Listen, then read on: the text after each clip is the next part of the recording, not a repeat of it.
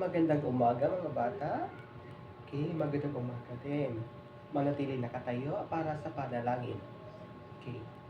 And in the Father, the Son, the Holy Spirit. Amen.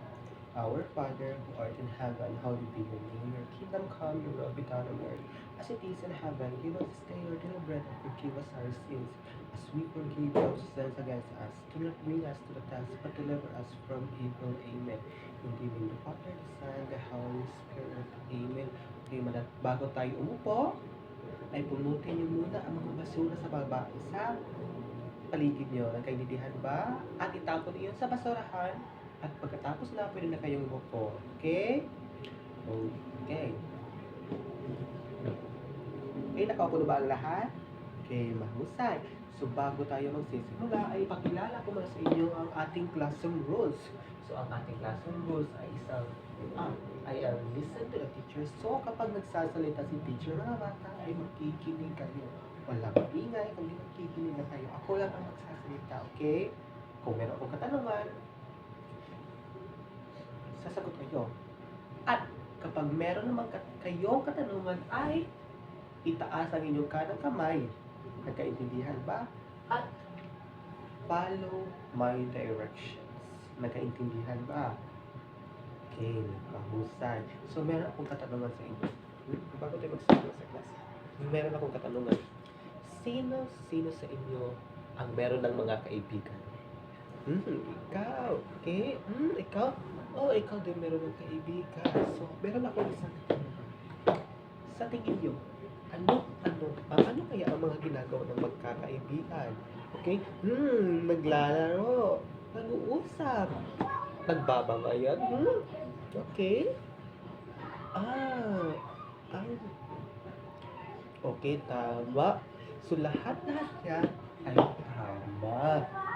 Okay, as tingin ko, meron na kayong mga ideya o ano-ano ang mga kaibigan, ha? Okay. So,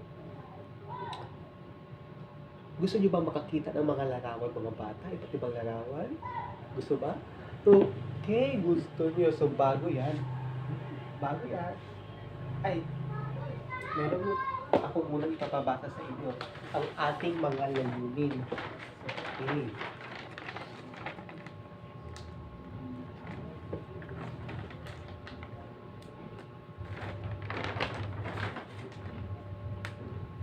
So, ano nga ba ang ating mga layunin, no? So, ito ang mga dapat nyo mga matutunan ngayong araw. So, okay. So, ang ating layunin mga bata ay pakibasa sa loob ng 16 minuto. Ang mga mag-aaral ay inaasahang na iisa-isa ang mga wastong paraan sa pakikipagkaibigan. Nakikilaho sa talakayan ukol sa tamang asal ng pakikipagkaibigan. At ang pangatlo naman ay naiipakita ang kabutihang asal sa pakikipagkaibigan sa pamamagitan ng aktibidad. Okay? So, gusto nyo ba makakita ng mga larawan? Okay. So, yun. Bali, papakita ako sa inyo dalawang larawan. Okay?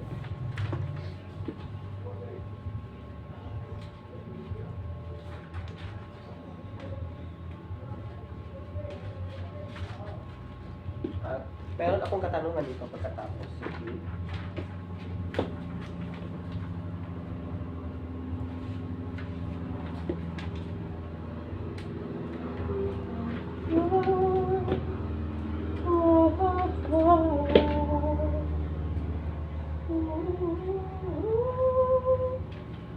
Okay. So, ang una kong katanungan, sa tingin nyo, ano kaya itong nasa unang larawan? Okay? Meron ba? Okay, Raz. Sa tingin mo, ano kaya ang nasa unang larawan? Tama. Isang dalawang taong nag-aaway or hindi nagkakasunduan. Tama. O ka na. So, sa tingin nyo, ano kaya itong nasa ikalawang larawan? Vincent? Okay, tama. Isang dalawang tao na magkabatid. Magkapahusay. Okay. ka? Okay. Meron akong katanungan sa inyo. Sa tingin nyo, ano kaya? Ano? Sino kaya dito sa dalawang larawan na ito ang nagpapakita ng pakikipagkaibigan? Okay? Christ. So, sa tingin mo, alin sa dalawang larawan na ito ang nagpapakita ng pakikipagkaibigan? Yung pangalawang larawan, napakahusay. Tama. Dahil ang nasa pangalawang larawan ay tama. Magkabati sila o hindi sila kakaaway. Maliban dito ay hindi sila nagkakaintindihan o magkaaway. Magkahusay. So ngayon, meron akong meron akong bibigyan ko kayo ng mga sitwasyon. At sa bawat sitwasyon, at ang pagsagot nyo dito ay paggamit ng inyong katawan. So meron akong sitwasyon na babasahin at ang way ng pagsagot niyo ay gagamitin niyo ang katawan. So tatayo kayo kapag ang binasa kong sitwasyon ay nagpapakita ng kaibigan at mananatili lang nakaupo kapag ang ibinigay kong sitwasyon ay hindi nagpapakita ng kaibigan. Okay? Nagkakaintindihan ba? Unang sitwasyon. So, babasahin ko ang unang sitwasyon.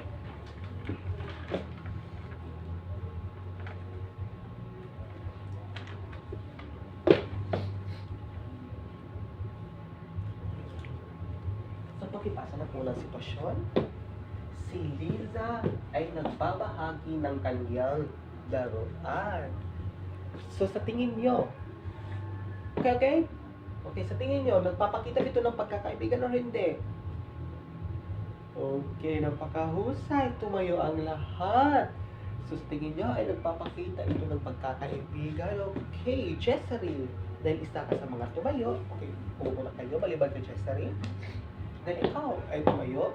Sa tingin mo, bakit kaya nagpapakita ito ng pakikipagkaibigan? Tama, dahil si Liza ay nagbabahagi ng kanyang laruan. Napakahusay. Okay, pwede ka na pumupo. Ngayon, sa pangalawang sitwasyon.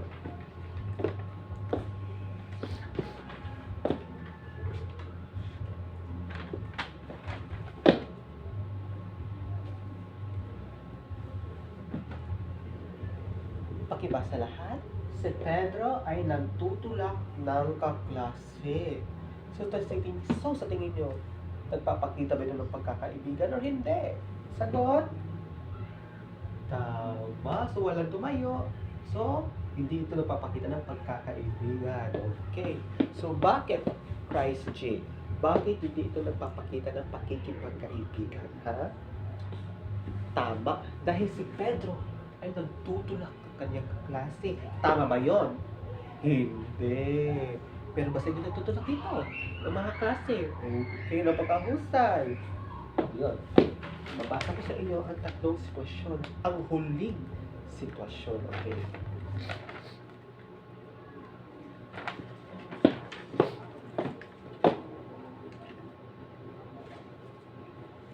Pakibasa mga bata. Si Ana ay nagsasabi ng salamat sa kaibigan niya. Okay. Tatingin niyo sa huling katanungan ito. Nagpapakita ba ito ng pagkakaibigan? Sagot? Okay. Tumayo kayong lahat. So, sang-ayon kayo na isa itong napapakita ng pakikipagkaibigan. Okay. Janelle. Okay, umupo na ang lahat. Maliban kay Janelle. Dahil isa ka sa mga tumayo. Sa tingin mo, bakit kaya ito nagpapakita ng pakikipagkaibigan? Okay? Tama.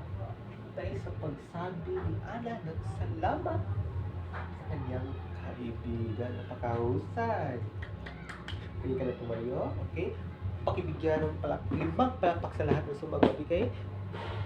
Sabayan. 1, 2, 3, go. 1, 2, 3, 4, 5. Napakahusay. Sabi naman. Ay!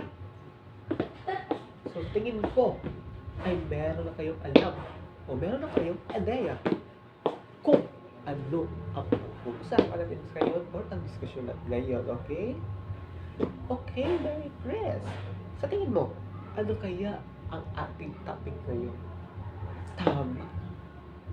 Ang topic, mapag-uusapan, ang topic natin ngayon ay ang mga wastong paraan ng pakikipagkaibigan. Okay. Isa ha, okay. Sabi, naghan ka. Sobrang dami ng papilit. Mapapilit. Okay, wait sa...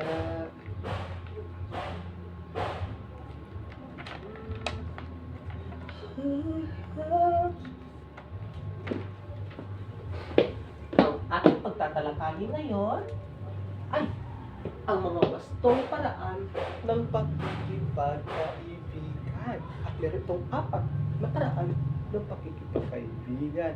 Excited na ba kayo mga bata? Okay, napakahusay. So, tatanggalin ko muna ito mga bata ha.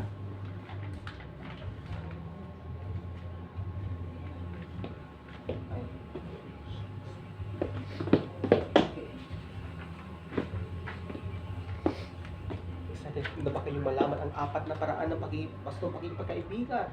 Okay. Sandali lang. So,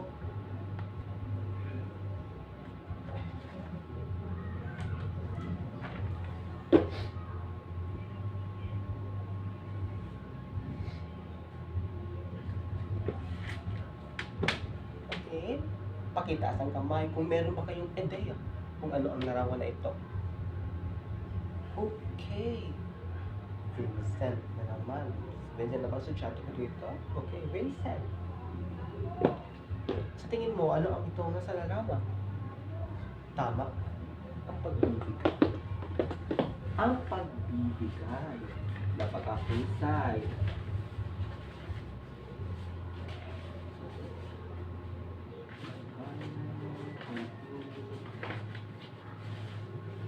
Pagbibigay o ang pagpapahiram. Napakahusay. Okay, ulit ka na, Vincent.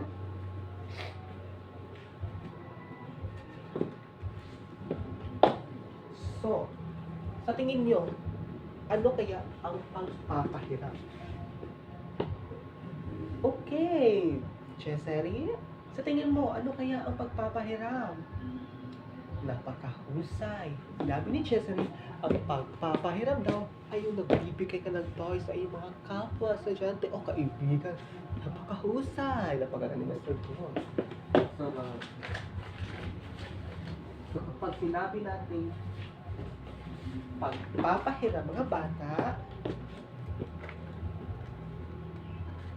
so kapag sinabi natin pagpapahiram,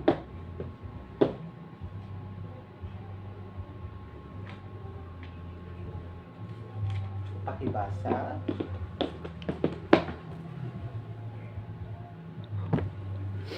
Tama. Ang pagpapahiram ay kapag ibinibigay natin o nasakit mo natin mga gamit o nagpapahiram tayo ng gamit nila nang hindi nang bukal sa ating puso, hindi na kung gusto natin, no? Tama. Okay, ngayon sa pangalawang larawan naman,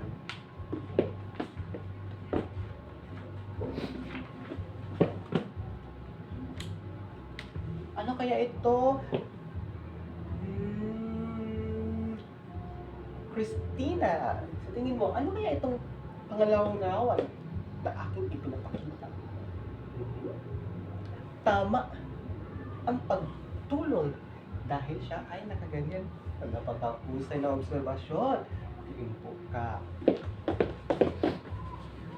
So sa tingin nyo, ano kaya ang pagtulong? Okay, Absalom. Sa tingin mo, ano kaya ang pagtulong?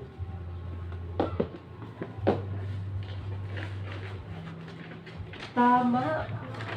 Ang pagtulong ay yung tinutulungan mo ang iyong kaibigan. Napakahusay.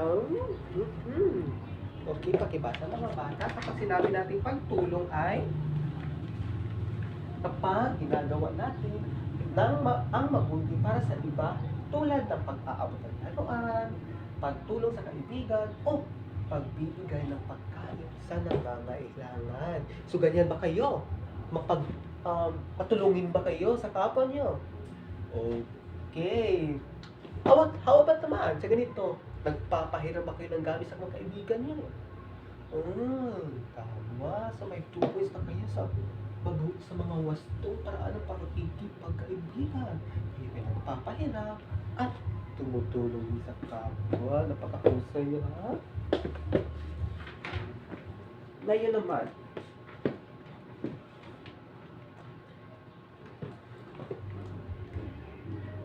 sa tingin nyo, ano kaya ito? Edar, sa tingin mo, ano kaya iyan? Tama. Paggalang. Okay. Sino-sino sa inyo ang nakakaalam kung ano ang paggalang? Okay, Edward. Sa tingin mo, ano kaya ang paggalang? Tama. Napakahusay. Yung may respeto ka sa kapwa. Okay. Buko ka na. So, mga bata, kapag sinabi natin magalang,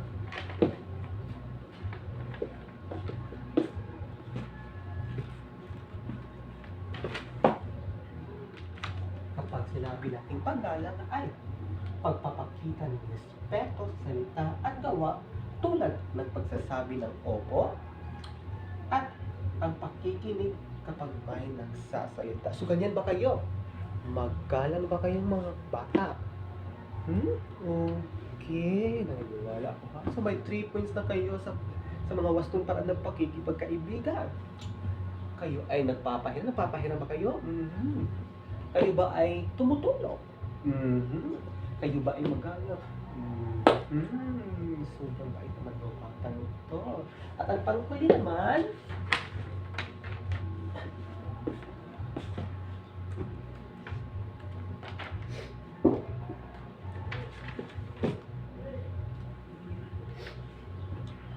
ano kaya ito ang panghuli natin?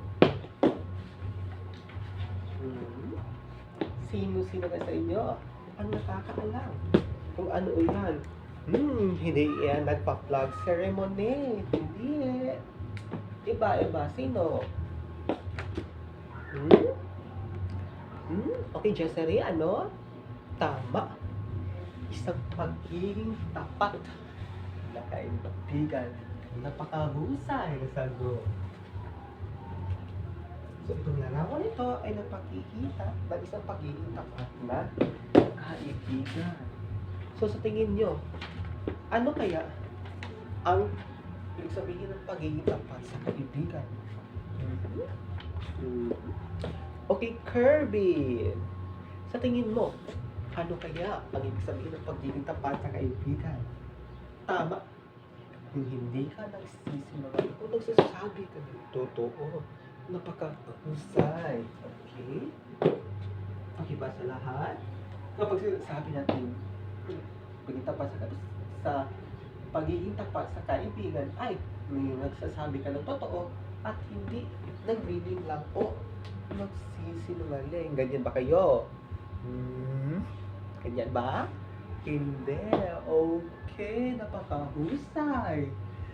Sa tingin niyo, meron ba kayong 4 na mga katangian na sinasabi ko? Napakahusay. Meron. Isa mo na. Okay. Pwede yan maano. Okay. So, kompleto na ang ating mga wastong paraan sa pagkikipagkaibigan. At, bago yun, tapat ba kayong kaibigan? Hindi ba kayo nagsisinungaling? Ikaw, isang tapat na kaibigan. Husay. So, I think sa inyong, kayong lahat ay nagsasabi totoo at hindi nagsisinungaling. Okay? Okay. So, naiintindihan niyo ba ang lahat ng mga wastong paraan ng pakikipagkaibigan? Napakahusay. So, ano nga? So, kapag sinabi natin nagpapahiram, ano nga iyon? Tama. ipinibigay natin saglit ng ating mga gamit at magpapahiram tayo ng mga gamit sa ating kapwa na gusto na bukal sa loob. Napakahusay. Ano naman yung pagtulong? Tama. Yung tumutulong ka sa kapwa mo. Pagtulong. Tumutulong ka sa kapwa mo. Napakahusay. At ano naman yung magalang? Tama. Yung may respeto ka sa kapwa mo. At ito naman itapat ay tama. Hindi ka nagsisinungaling. O naglilingin lang. Napakahusay. So ngayon naman, dahil tapos na tayo sa ating diskusyon, ay magkakaroon naman tayo ng aktibidad. Excited ba kayo? Okay. So ngayon, ang gagawin natin ngayong araw nito, ay gagawa kayo ng isang friendship flower activity. Okay? So ano nga ba ang friendship flower activity? Parang gaya nito. Okay? Ito ay isang flower. Tapos, kayong lahat ay gagawa nito. Tapos, mamimili kayo ng isa yung kaibigan, dito nyo ilagay, at tapos, isusulat nyo ang katangian, no? Mga kabutihang katangian, ang mga kaibigan nyo, kabutihan lang ako, hindi masama. Kaintindihan ba? So, for example, Raz. Si Raz ay isang mabuting kaibigan. At dahil meron kayong 5 talulot o petals, ay magsusulat naman kayo ng mga 5 katangian ng kaibigan nyo. Siya ay magaling. Kung ano-ano mga katangian niya. Nagkaintindihan ba tayo? Okay. So, pagkatapos ng aktibidad na ito, ay mamimili ako ng isa para magbahagi ng kanyang friendship flower activity. Nagkaintindihan ba? At meron lang kayong 5 minuto para sagutin iyan. Okay?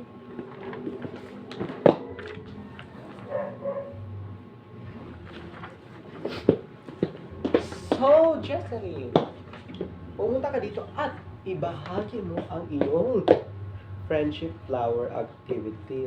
Okay? So, ang napili mong kaibigan ay si Inerio. At ang sinabi mo dito ay si Inerio ay isang mabuting tao, magalang, may respeto, mabait, at magalang. Okay. Sobrang galing naman. Okay na. Pwede ka na bumaba. Okay. Bigyan nyo ng 5 palakpak si Jessery. Okay? 1, 2, 3, go. 1, 2, 3, 4. Napakahusay. So ngayon naman ay itabi nyo muna ang inyong friendship flower activity dahil meron naman tayong gagawin. Diba? Aktibidad. Excited ba kayo? Okay.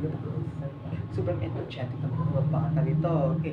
So, ang gagawin natin ngayon ay ang una natin ginawa ay yung friendship flower activity. Kung namili ka ng isang kaibigan at sinulat nyo ang iyang mga katangian niya. No, yung mga katangian ng kaibigan nyo. Dito naman sa bakong aktibidad na ito, ay gagawa kayo ng isang tinatawag natin friendship promise card. So sa friendship promise card ay kayo isa-isa isusulat dito yung mga promise nyo sa kaibigan nyo. No? Yung mga promise nyo sa kaibigan nyo, for example, yung promise ko ay magbabago na ako, hindi na ako madaling magagalit, at iba pa. Nagkaintindihan ba tayo? Tama. So, pwede kayong gumawa ng sarili nyo friendship promise card. Ito lamang ay isang gawa ko, pwede nyo sundin ito or gumawa kayo ng sarili nyo na parang isang card kagaya nito. Okay, nakaintindihan ba? Okay. So, meron lang kayong 5 minuto para gawin ang friendship promise card. At pagkatapos yan, ipasa nyo sa harapan. Nakaintindihan ba? Kasama ang inyong friendship flower. Okay? Inyong mga flower petal activity. Okay. Okay? Gumawa na kayo ng friendship promise card niyo.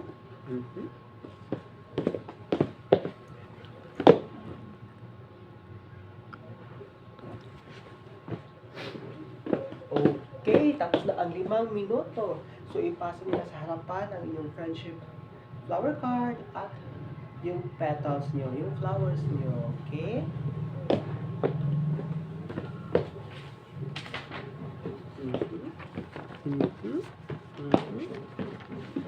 Okay, sobrang ganda ng mga aktibidad niyo, ha? Napakagaling ng mga nagbabay. Sobrang creative. Napakahusay. Malaking photos ito. So, dahil na yun. Okay. Naging masaya ba kayo sa ating aktibidad ngayon? Okay, napakahusay. So, bago natin tapusin ang klase natin, ay magkakaroon muna tayo ng pasulit, no? Para masubukan ko kung nakikinig ba talaga kayo sa aking diskusyon. Okay, gusto ko kumuha kayo ng isang kapat na papel at isulat nyo hanggang from number 1 to number 5. At babasahin ko lang, ako ang magbabasa ng katanungan at isulat ang tama. So, ito ang panuto ng ating test. Basahin ng mabuti ang bawat pangungusap. Okay. Isulat ang tama kung nagpapakita ito ng tamang pakikipagkaibigan. At mali naman kung hindi ito napapakita ng tamang pakikipagkaibigan. Nagkaintindihan ba tayo? Okay. Number 1. Tinutulungan ko ang aking kaibigan kapag siya ay nahihirapan. Tama o mali? Tama. Napakahusay. So, number 2. Inaaway ko ang aking kaibigan kapag hindi niya ako sinusunod. Tama ba ito o mali? Mali. Okay. So, number 3. Nakikinig ako kapag may problema ang aking kaibigan. Tama ba ito o mali? Tama. Napakahusay. Number 4. Pinapasaya ko ang aking kaibigan kapag siya ay malungkot. Tama ba ito o mali? Tama. Number 5. Hindi ko pinapansin ang aking kaibigan kapag siya ay nalulungkot. Tama ba ito o mali? Mali. Okay. Okay, check. Let's check na. Okay, number 1 is tama. Number 2 is mali. Number 3 is Number 3 is tama. Number 4 is tama. Number 5 is mali. Okay. So, almost all of you got a perfect score. Napakahusay. So, kayo nga ay nakikinig sa aking klase. Napakahusay naman. Okay? So, ngayon naman, bago ko tapusin ang klase na ito, tumayo muna ang lahat para sa panalangin.